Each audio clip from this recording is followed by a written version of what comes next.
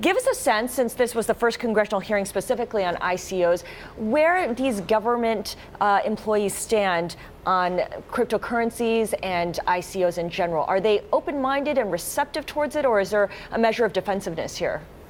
So it's always a mixed bag, I think, and you see some Democrats and some Republicans. It's not really a partisan issue who are skeptical, and you see some Democrats and Republicans who are very excited about the idea of new financial technologies. One area where I think there's commonality is that these are very complicated systems, and that there are a lot of different moving parts here. So just the mere division between a cryptocurrency on one hand and working systems like Bitcoin and Ethereum and ICOs, or very speculative offerings of new or future tokens, that line is somewhat unclear. As you said, this is the first hearing about ICOs. We've had hearings about cryptocurrencies before, so it's like let's just add some more complicated stuff into this mix and hope that everybody can learn about it and figure out good policy. Peter, right now as it stands, if a company wants to issue an ICO, can they do so in the 100% complete knowledge that they're on the right side of the law? Or is there still so much ambiguity that even if they got all the top flight law firms, they would still have to question whether they're doing it correctly? Yeah, no, it's a good question. Here in the U.S., if you want to sell to American investors, I think you can be relatively assured that if you do basically normal securities filings, either register, have an IPO, or take advantage of Jobs Act safe harbor like Reg D or Reg A+, and do all the filings and compliance there, which may mean you only sell to accredited investors, or it may mean you only raise $50 million.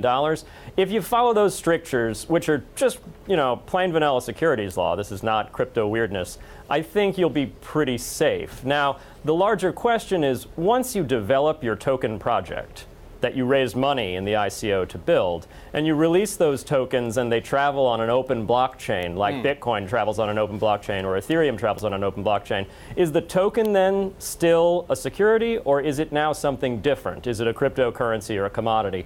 We feel quite strongly that at that point, the token doesn't fit the test for a security, the Howey test, but that maybe is a looming ambiguity. But that doesn't stop you from doing the sale beforehand. The sale beforehand can be compliant. By the way, crypto weirdness, I love. Peter, I want to get your take on Google banning advertisements regarding Bitcoin or initial coin offerings. Bitcoin was falling today in response to that. How significant is this development, especially in light of congressional interest in regulating ICOs? I'm glad that Bitcoin was falling today because of that and not because of my testimony. If that's the narrative, that's the right narrative. I hope that's the right narrative. Oh, in testimony? Well, we mostly described this division between cryptocurrency and ICOs because I think it's really important. The technologies are different and the investor protection risks are different. As far as Google, look, Google gets, Alphabet, the parent company, gets, I think, about 85% of its revenue from ads. They have to be very careful with that revenue. It's their entire business. And I think if they feel prudent to remove certain ads from their platform because it hurts their ability to get people to buy ads on the same platform, that's their business.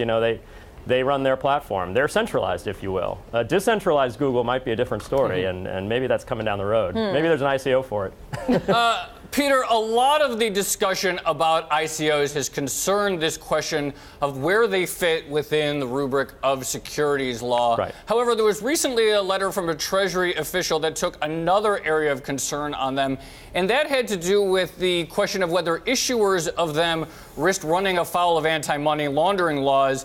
If you issue a token, it has value. The person who has the token can then send it to someone else with no third party knowing about it. And then you've theoretically been able to transfer value in a way that could make it easier to launder money. How big of a risk is this for issuers out there? I think it's a real risk, and it's important to be really clear about what the law here is, because there's some big policy questions that are kind of being left unanswered in this letter, and it's important to answer them. So here's the deal. In 2013, FinCEN, which is the regulator for anti-money laundering at the federal level, said exchanges for cryptocurrencies, things like Coinbase or Zappo, they're money services businesses, they transmit money for people, and that makes sense because an exchange takes people's bitcoins and gives them dollars, or it takes people's bitcoins and sends them to other people. They're an intermediary in between two persons, and that's why under our constitutional jurisprudence and under our regulations, it's okay to mandate that they have surveillance collecting information about those people, because those people willingly handed that information over to a third party. It's called the third party doctrine of the Constitution, the Fourth Amendment rather. Now, different story, I think, if I invent a new token, just, because I've got an idea or because I've got nothing better to do with my time, coin. and I sell it to another person,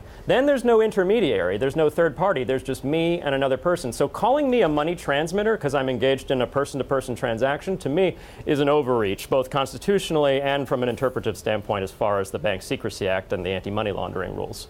I want to go back to what Lisa mentioned about Google no longer allowing advertising of ICOs. Companies clearly taking action into their own hands. This is something we've seen not just when it comes to ICOs, but other matters as well. What's the appetite from where you sit and what you've observed? What's the appetite for Congress following existing policy or existing laws, existing rules, perhaps in other countries, versus creating policy from scratch?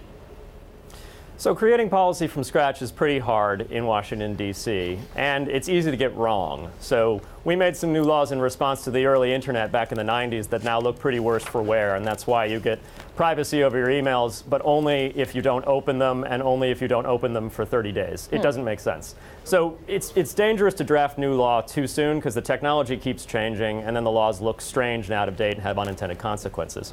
But I'll also say that the securities laws in this country, the Howey test, are kind of remarkable. And this isn't just me geeking out as a lawyer.